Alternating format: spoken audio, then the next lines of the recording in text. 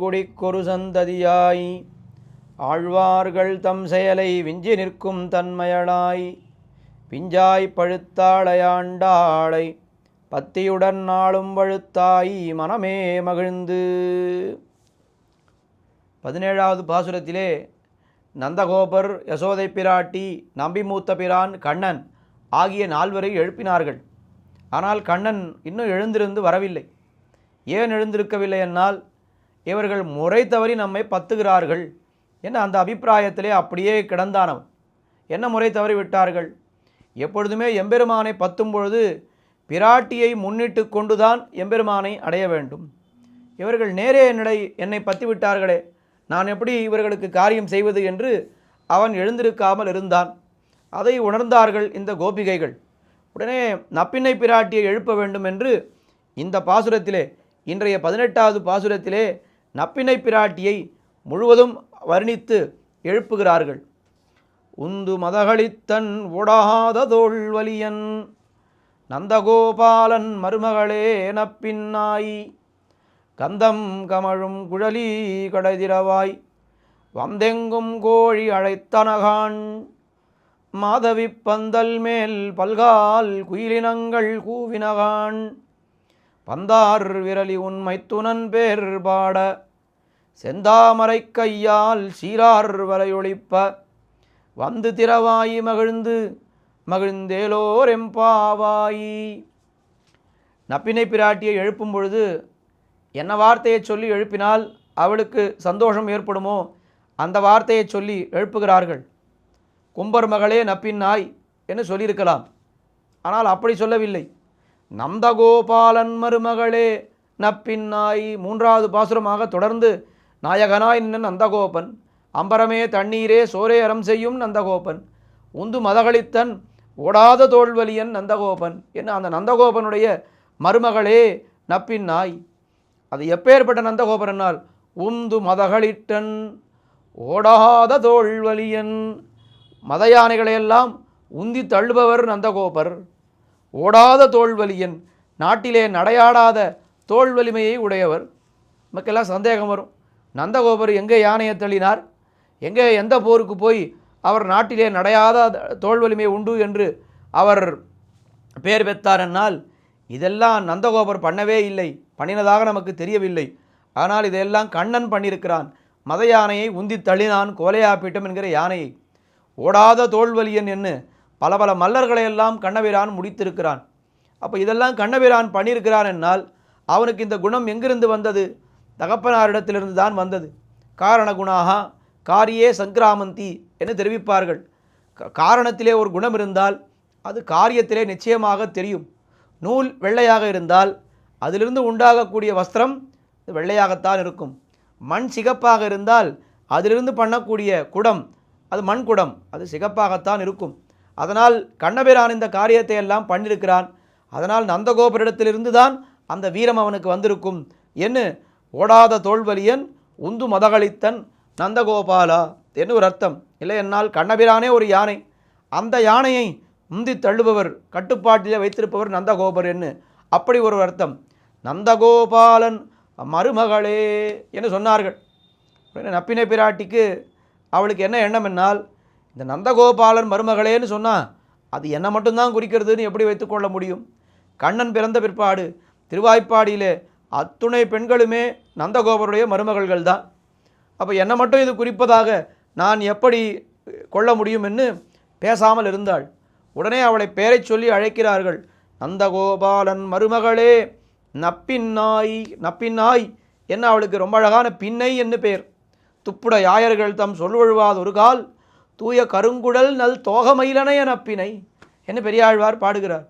அந்த பின்னழகு, அவளுடைய அந்த கூந்தல் அழகு அவ்வளோ அழகாக இருக்குமாம்.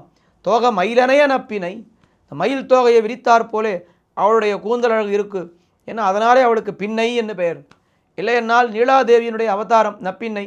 நீலாதேவி என்பவள் ஸ்ரீதேவிக்கும் பூதேவிக்கும் பின்னால் இருக்கக்கூடிய நாச்சியார். அதனால் அவளுக்கு அவளுடைய அவதாரமானதுனாலே இவளுக்கு பின்னை என்று பெயர். நந்தகோபாலன் மருமகளே நப்பின்னாய் என்று சொன்னார்கள். உடனே நப்பினை பிராட்டி நினைத்தால், நாம் பதில் சொன்னால்தானே நாம் இங்கே இருக்கிறோம் என்று அவர்களுக்கு தெரியும். நாம் பதில் சொல்லாமல் இருந்தால் அவர்கள் நாம் இல்லை என்று நினைத்து கொண்டு புறப்பட்டு விடுவார்கள் என்று பதில் கூறாமல் இருந்தாள். உடனே வெளியிலே இருப்பவர்கள் சொன்னார்கள், கந்தம் கமழும் குழலி கடை திறவாய். கந்தம் கமழும் குழலி, நீ வாயை திறக்காமல் இருந்தாலும் உன்னுடைய கூந்தலிலிருந்து வரக்கூடிய பரிமளம் இருக்கிறதே, அது நீ இங்குதான் இருக்கிறாய் என்று காட்டி கொடுத்து விடுகிறது. அதனால் நீ இல்லை என்று நாங்கள் நினைத்து போவதற்கு வாய்ப்பே கிடையாது. கந்தங்கமழும் குழலி கடை திறவாய். அந்த பரிமளமானது, உன் கூந்தலிலிருந்து வரக்கூடிய பரிமளமானது அது ஒரு அறைக்குள்ளேயே சுற்றி கொண்டு இருக்கிறது.